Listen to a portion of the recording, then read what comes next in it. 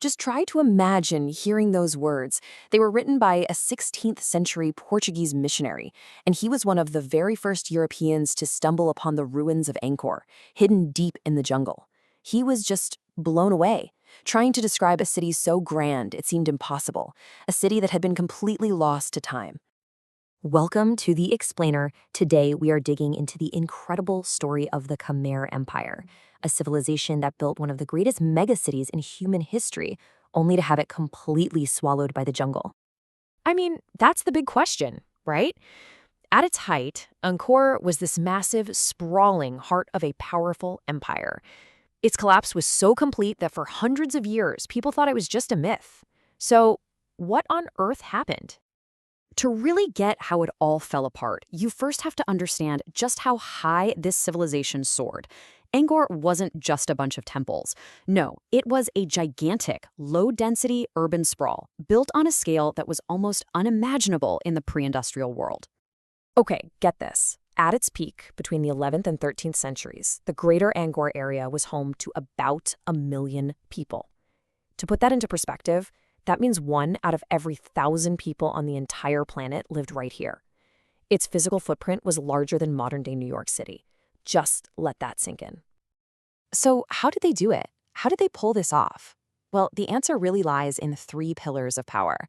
These were the very foundations that made the empire so strong, and, as we'll see, also made it incredibly vulnerable. The empire's whole recipe for success was built on these 3 things working together: a divine ruler, a super-efficient tax system that encouraged growth, and, maybe most importantly, a mastery of water engineering that was second to none. For over 400 years, this combination was an absolute powerhouse. So first up, you have the God King. Through this really powerful Hindu ritual, the Deva Raja, the king wasn't just a leader. He was seen as a literal god on earth. This was genius because it meant that serving the king, paying your taxes, building these massive temples, it was all an act of religious worship. It fused politics and religion into one single absolute authority. Second, their tax system was brilliant. It was actually decentralized, with local temples basically acting as administrative centers. The way it worked was, the status of local lords depended on how much wealth they could send back to the capital. This created this intense competition that just supercharged the expansion of the empire's economy. And the third pillar, the real game changer, was the hydraulic city.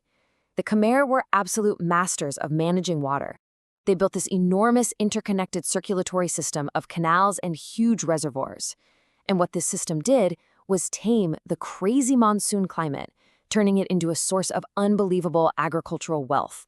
They were getting up to 4 rice harvests a year, which was just unheard of. But, and this is the crucial twist, every single one of those incredible strengths had a hidden, fatal flaw. The very foundations of the empire were actually incredibly brittle. And this right here was the central problem. It's almost a paradox. The very things that made them powerful were also the seeds of their destruction. The whole God King idea depended on everyone sharing one belief. The tax system encouraged people to strip the land of resources, like timber. And that amazing water network, it was so complex that it was also extremely fragile. The first big crack started to show in their religion. A new, more personal form of Buddhism, called Theravada Buddhism, began to spread like wildfire. It was really popular with everyday people, and it directly challenged the whole idea of a divine Hindu ruler. This wasn't just some abstract debate. It was a crack in the foundation of the state itself. When people stop believing their king is a god, that central pillar of power starts to wobble. So, with these cracks spreading through the system, the empire became dangerously fragile. It lost its ability to bounce back, and that's exactly when it got hit by a series of massive shocks from the outside world. In its last 100 years, Angkor was slammed by a perfect storm. It wasn't just one thing, it was everything at once. Starting in the 1330s, the climate went haywire. You're talking decades-long megadroughts, followed by insane floods. At the exact same time, a powerful new kingdom, Ayutthaya, started launching devastating invasions, which ended with the final sacking of the city in 1431. This 1-2 punch of climate change and war triggered a total systemic collapse. You might call it a cascading failure.